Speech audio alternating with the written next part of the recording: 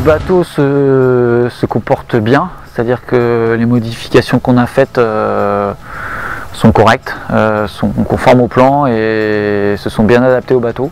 C'est pas forcément si évident que ça, parce que quand on change une quille sur un bateau comme ça, il y a des pièces mécaniques à adapter et entre ce qu'il y a sur le plan et ce qu'on retrouve dans la réalité, des fois il y a des décalages. Donc au niveau mécanique, il n'y a aucun souci. Et par contre, l'idée c'est de valider toutes ces modifications. Donc on les valide avec de l'enregistrement de données, avec les instruments du bord et en les décortiquant ensuite à terre. Mais l'idéal c'est de se comparer effectivement à d'autres bateaux. Et c'est ce qu'on vient de commencer à faire ici à Port-la-Forêt pendant le premier stage.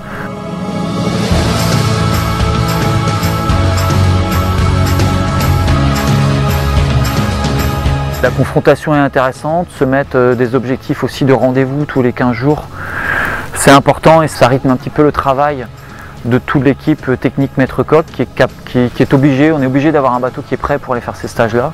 Donc ça nous donne des objectifs intermédiaires jusqu'à la route du Rhum et du point de vue planification du travail, c'est intéressant.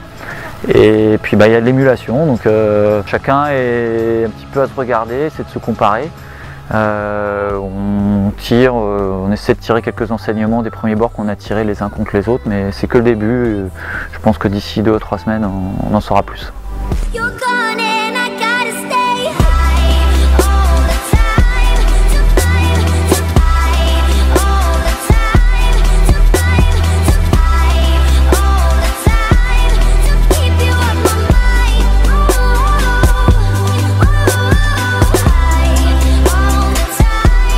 La pression est pas à son comble, mais montée d'un cran et on va beaucoup travailler sur le bateau et le bateau va beaucoup évoluer d'ici le départ à Saint-Malo.